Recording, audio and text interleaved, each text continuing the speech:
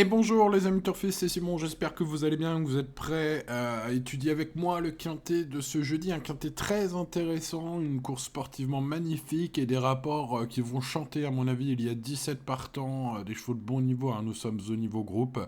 Steeplechase, longue distance à Hauteuil, voilà, de quoi nourrir évidemment les ambitions des parieurs les plus qui aiment spéculer, hein, voilà, qui aiment ce genre de quintet très ouvert, mais évidemment où il n'y a pas besoin de mettre des gros sous pour tenter le jackpot, c'est l'avantage. Maintenant, voilà, faut rester raisonnable, hein, car évidemment, il y a beaucoup de possibilités. On fait un tour d'horizon de ces 17 chevaux, les amis. On commence par le 1, Divis, un cheval qui est désormais à son prime, comme on dit, comme disent les jeunes, enfin comme disaient les jeunes il y a 2 3 ans. Après une longue absence, c'est-à-dire qu'il est vraiment à son meilleur niveau en ce moment. Il vient de gagner coup sur coup 2 courses de listed avec le prix Xavier Chevigny puis le prix Violon 2. Alors là où le bas blesse, c'est que c'est niveau groupe aujourd'hui, mais vous le savez traditionnellement, hein, dans ce genre de course de niveau groupe, hein, c'est Formule Handicap. Donc bah, là, il a pris 3,5 après avoir pris 2. Il a pris 4,5, pardon, hein, suite au prix Violon 2. Hein. Donc ça commence à faire beaucoup de poids. Il est dans le haut du tableau, euh, dans le haut du panier, très régulier, en plein sur la montante. Donc bah, il y a du pour, beaucoup. Et il y a du contre, hein, son poids très élevé. Ce numéro 1 sera à 7 contre 1 environ, avec Bertrand Lestrade aux manettes. Il dépend de l'écurie de Monsieur Adeline de Bois-Brunet. On passe au numéro 2, Benou, qui est lui monté par Ludwig Philippron et présenté par Marcel Roland. Marcel Roland qui croit que le terrain lourd ne sera pas un atout pour ce cheval pourtant très régulier et qui a déjà gagné dans le lourd en début de carrière. Bon, écoutez, sa rentrée satisfaisante, où il a fini quatrième, hein, du prix de référence, on va dire le prix de Violon 2, hein, puisqu'on retrouvait quelques chevaux qu'on retrouve aujourd'hui, le donne plutôt bah, pour une chance pour les places, malgré son poids, ce numéro 2. Même si je vous donne l'info, hein, voilà, ce cheval qui a déjà brillé en piste lourde ne sera pas à son aise en terrain lourd, selon Marcel Roland, son entraîneur.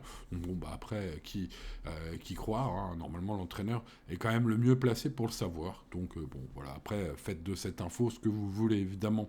On passe au numéro 3, Miralago, qui a bien couru lors de sa rentrée dans le prix Grand Lieu. Son état de fraîcheur le rend imprévisible. Euh, pour aujourd'hui en tout cas, c'est un cheval qui est lié beaucoup à son humeur, un cheval peu fiable mais capable. Hein. Voilà, en résumé, ce numéro 3 qui sera à haute cote. James Revelet et l'entraînement toujours redoutable de Daniela Mellet.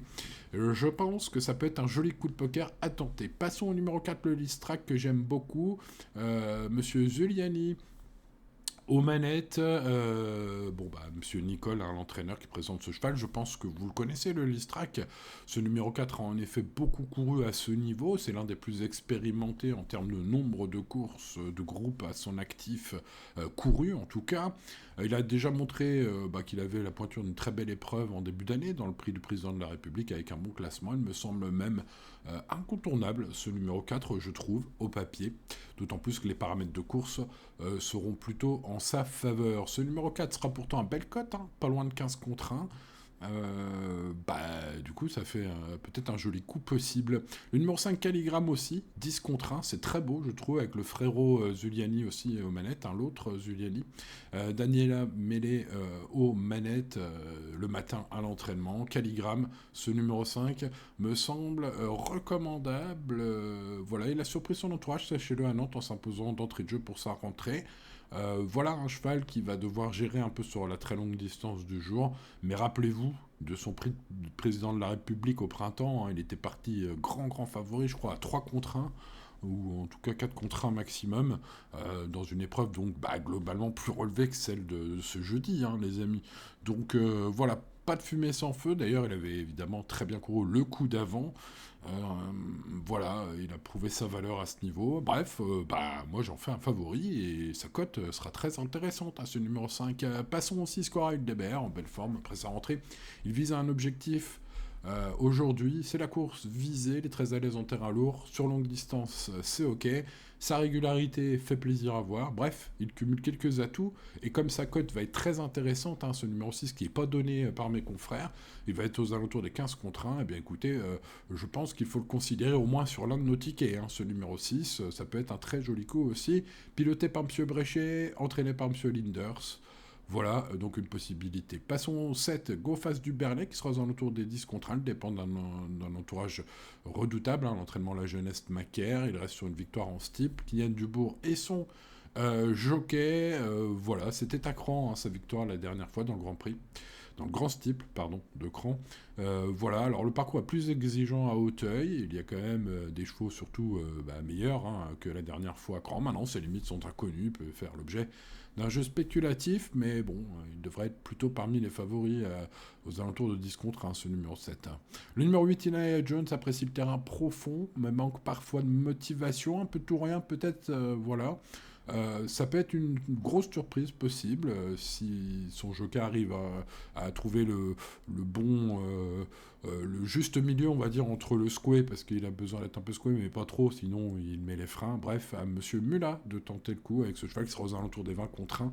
Un autre représentant de Daniela Mele. Daniela Mele qui présente également le numéro 9, Johnny Rock, qui sera un peu plus joué dans les 13-15 contre 1 avec Johnny Charon aux manettes. Ce numéro 9 est un cheval qui défend la Kazakh Papo, qui alterne le bon et le moins bon. Hein, Johnny Rock, avec les œillères australiennes pour l'aider à se concentrer, il va tenter de mieux faire.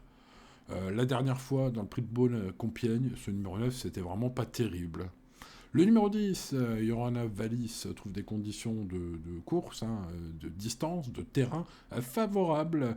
Il faut le monter patiemment, c'est un attentiste, mais il peut finir fort. Sa victoire dans le prix Jean-Victor m'a attiré l'œil. Pourquoi pas ce numéro 10, si vous cherchez un cheval pour spéculer, c'est l'entourage Mescam, hein, pilote et entraînement.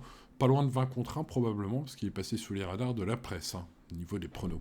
On passe au 11, Master Nonantais, qui sera parmi les favoris. Il dépend de l'écurie de Damien Sourdeau de Beauregard. C'est Clément Lefebvre, hein, son jockey. Il sera parmi les favoris, ce numéro 11, puisqu'il a bien couru lors de sa dernière sortie à Hauteuil. Voilà un cheval qui peut très bien faire aussi en terrain lourd. Voilà, depuis qu'il porte les œillères, hein, ce numéro 11, je crois que ça fait 4-5 courses hein, qui lui ont mis les œillères pour la première fois. Depuis, il les a tout le temps. 5e, 1er, 2e, 3e. Bref, ce 11 fait partie des favoris, on va dire, logiques.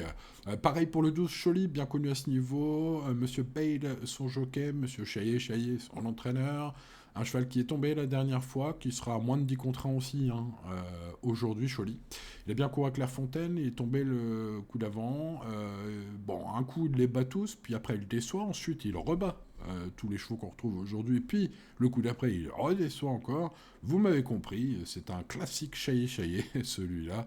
Tout ou rien avec ce 12. À mettre très haut sur l'un de vos tickets et probablement à négliger sur un autre si vous faites partie des turfistes qui font plusieurs tickets. Voilà, alternez-le en tête et pas du tout. Tout ou rien, ce 12. On passe au 13, écoute en tête. Ce numéro 13 a réalisé une bonne performance à cran, pour être désavantagé par le terrain lourd. C'est un cheval attachant, mais souvent 6-7ème, quoi, à ce niveau en tout cas. Donc bon, ce numéro 13 sera retenu pour une place par ceux qui aiment Félix de Gilles, son jockey, et l'écurie, bien sûr, de monsieur et madame Pelletier, père et fils. 16 contre 1 environ, c'est une cote que j'estime. Le 14, Eralis sera parmi les favoris. C'est un Chaillet qui, évidemment, a très bien couru la dernière fois. Il sera dans les alentours de 7-8 contre 1. Il n'y aura pas de grands favoris à 2 contre 1 aujourd'hui. Hein. Voilà, il y aura quelques favoris en dessous de 10 contre 1. Parmi lesquels ce 14, Eraliste, donc en bonne forme. Hein, une première course à Hauteuil prometteuse. Sa fin de course dans ce prix Violon 2, hein, qui est donc la course référence la plus récente que l'on a étudiée, n'est pas passé inaperçu. Va-t-il répéter ? C'est un Chaillet, hein, donc voilà, on verra bien. Un peu tout rien aussi pour ce 14. Le 15, Guéluron vient d'effectuer une bonne rentrée à petit niveau. Son entraîneur me semble assez confiant pour une place. Une course qu'il connaît bien. puisque ce prix Montgomery, prix Montgomery, pardon, qu'on retrouve donc dans le quintet de ce jeudi, eh bien, Guéluron l'a gagné en 2022 à la cote de 103 contre 1. Bon, il ne sera pas à 103 contre 1 ce jeudi, mais il sera à grosse cote. Voilà, un cheval qui peut surprendre. Ce numéro 15 qui dépend de l'écurie de Nicolas de la Jeunesse, Monsieur Meunier aux manettes, et une cote plutôt vers les 20 contre 1. Le numéro 16, Ladyker, sera également autour des 20 contre 1. Monsieur Chevillard en manette, Monsieur William Menuet à l'entraînement. C'est une jument, ce numéro 16, qui reste sur des mauvaises performances. En tout cas, entre guillemets, bien sûr mauvaise, puisque si elle est là dans cette course, c'est qu'elle a quand même un brin de qualité, bien sûr. Mais à ce niveau, c'est vraiment pas terrible. Alors, il y a une divergence entre son papier et ce que je pense et l'avis de son entraîneur qui me semble très chaud pour aujourd'hui, pour terminer dans les 5 premiers. Moi, j'y crois pas du tout, lui, il croit beaucoup. La retenir ou non demeurera une affaire d'impression au moment de cocher ce 16 ou non. Voilà, moi je ne le cocherai pas. Maintenant, je vous donne cette info que vous pouvez écouter bien sûr chez mes confrères de la presse, notamment Génie, où il se montre assez confiant. Alors il est un peu influencé par le reporter quand même, qui évidemment est l'un des fameux reporters qui fait les questions et les réponses en même temps. Vous savez, le genre de journaliste insupportable. Mais bon, c'est une information que j'ai. Donc je vous la transmets pour savoir plus. Je vous ai mis le lien vers Génie sur mon site pointuregratuit.fr si vous voulez aller écouter pour vous faire votre propre appréciation. Passons au 17 Kérida qui est en bonne forme après sa dernière sortie en terrain lourd sans œillère. Elle aura les œillères cette fois. Alors elle a déjà eu les œillères une fois à l'occasion d'une course il y a 5-6 mois, il me semble. Voilà, on les remet donc aujourd'hui pour ce prix Montgomery. Peut-être pas pour rien, petit poids à porter. Bon, c'est un cheval plutôt à mettre en bout du bout si vous cherchez vraiment à spéculer, je pense, même si je sens son entourage pas négatif. Bon, parmi tant d'autres, c'est David Cotin, son entraîneur, Monsieur Servier aux manettes. Il y a une cote probable de 12-13 contre 1, car ce 17 est assez donné, notamment par quelques confrères de la presse. Voilà, on a fait un joli tour d'horizon, les amis turfistes. N'oubliez pas de mettre le petit pouce, de vous abonner si c'est pas encore fait, et d'activer la cloche. Je vous propose mes 4 chevaux, donc on est d'accord, les amis. Je vous propose là aujourd'hui, vu que c'est un quintet très très ouvert, comme on a pu le voir, je vous propose 4 chevaux qui seront à belle cote. C'est spéculatif, je pense, ce quintet. C'est pourquoi j'ai fait ce choix de retenir 4 chevaux spéculatifs, notamment ma base en or avec Caligramme, un cheval qui pourrait s'exprimer pleinement dans la phase finale et se rattraper de son prix de président de la République en début de saison malchanceux. C'est un cheval de grande qualité. Sa sortie prometteuse dans le Lutteur 3 en début de saison en atteste. Je pense que la longue distance, du coup, vu cette perf, c'est son truc. Bref, Lucas Giuliani, à toi de jouer. C'est un cheval qui compte 4 victoires et 3 places en 10 courses, qui était très bien à Nantes le 7 octobre dernier. Bref, pour toutes ces raisons, ce cheval qui va être belle cote, et ma première base, le Listrac, confirmé à ce niveau, le numéro 4, sera directement challengé, le challenger que je vais mettre pour challenger mon favori, évidemment. Ça pourrait faire un couplet qui paye, ce 5 et ce 4. Bon, c'est spéculatif, mais ça peut, le risque la cote vaut le risque, comme on dit. Et c'est un cheval qui roule sa bosse à ce niveau depuis longtemps. Il est très expérimenté dans ce lot où les valeurs sont resserrées entre tous ces chevaux. Je pense que celui-là se démarque un peu, c'est mon avis. Et puis on va encore spéculer avec 2 chevaux encore à plus belle cote. Je vous le dis, on est déjà sur des chevaux à très belle cote avec le 5 et le 4, mais le 6 Coral de Bel Air, c'est un bon cheval qui est donc régulier et face à son objectif de la saison, selon son entraîneur. On pourrait être sur un très gros coup, car le terrain lourd, la longue distance, c'est son truc. Voilà, encore un cheval possible. On tente en choco. Et puis pour un tocard du jour, on a 4 tocards là aujourd'hui, pratiquement. Mais voilà, Guéluron, qui sera la plus haute cote de ces 4 chevaux, qui est, je le rappelle, le seul cheval au départ de cette course à avoir déjà gagné ce prix Montgomery. C'était à plus de 100 contre 1, c'était il y a 2 ans. Voilà, aujourd'hui, que va-t-il nous faire ? Eh bien, il sera plutôt dans les 20 contre 1, il ne sera pas une cote non plus incroyablement élevée. Mais de toute façon, avec 17 partants et une telle course ouverte, quoi qu'il arrive, quelle que soit l'arrivée, si on a la bonne, hein, voilà.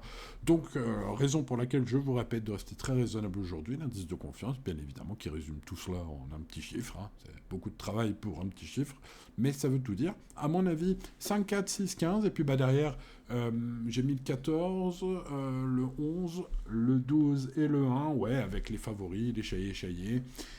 Voilà, j'ai essayé d'être un peu logique, évidemment. Maintenant, c'est très ouvert. Voilà, allez, mettez le petit pouce si ce n'est pas encore fait. Abonnez-vous si vous n'êtes pas encore abonné à cette chaîne. Et activez la cloche pour ne rien manquer de nos futures études, les amis turfistes. Allez, je croise les doigts pour vous et pour moi, quand même un peu. Et je vous dis donc bonne chance.